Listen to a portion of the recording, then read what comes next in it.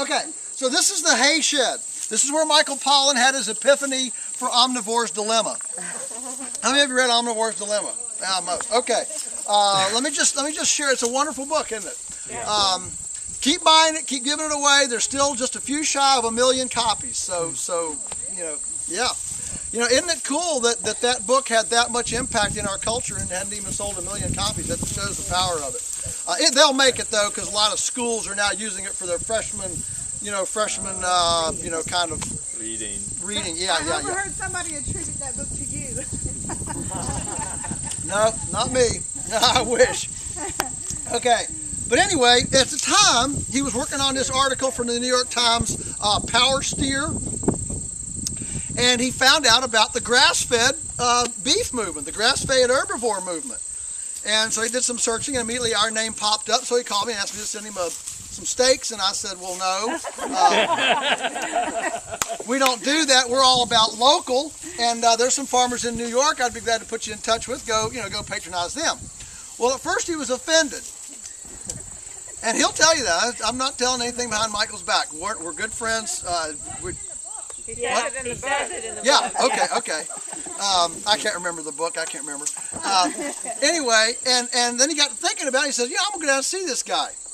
Now, the thing that reason I'm telling this story is because it was here was a guy who was coming into his own in leading the foodie movement. And he was working on a book called Food Chains. That was his Omnivore's Dilemma. The original title that he had in his mind was food chains. 3 food chains: industrial, organic, and hunter-gatherer. All right?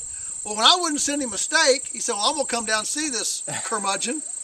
And so he came down, and he happened to come down when we were Pigaerating. This was very serendipitous. In fact, you could even say it was divine, because we don't do this but about 30 to 45 days a year. That's it. So for him to come in that narrow little window slice when this was going on was truly, a convergence of things. And so we came down, we walked in here. So here's the way this works. And when we walked in and sat down, that was his epiphany. He realized this is not organic, it's not industrial, it's not hunter-gatherer, it's something else. And then ended up, we were 30% of the book. And hence his 4th thing, which, he never really labels, except that he calls it kind of pasture farming or that sort of thing. It's hard to put a label on it. All right, so here's what happens. In the wintertime, when the soil is dormant, when we run out of grass, now we stockpile grass like you saw in that first field. By the way, this is also the boundary fence. That's the neighbor's field. We have wonderful neighbors here. We're just on different planets. And so like that stockpile of grass over there, that'll be for the cows during December, all right?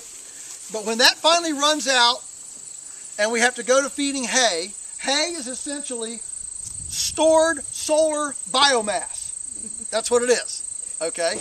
It's this that's just solar dried and then stored for off-season, dormant season grazing or eating.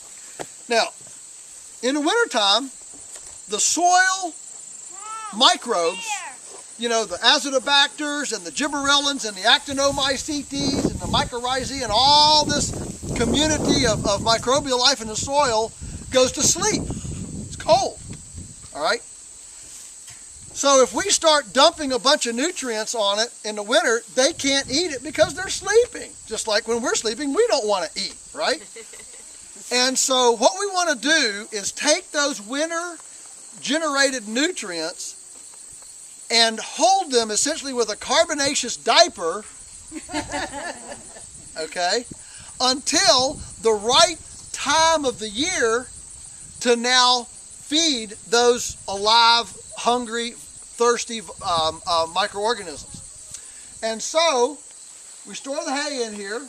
We have these boxes on the side that the cows eat through. You notice they're on pulleys. See, there's a little hand winch there. We can raise these and lower. And so we use wood chips, old hay, sawdust, peanut hulls, leaves, anything that you can imagine that's carbonaceous as a diaper to soak up these nutrients that want to either vaporize if they get dry or leach into the groundwater if they get wet during that dormant season.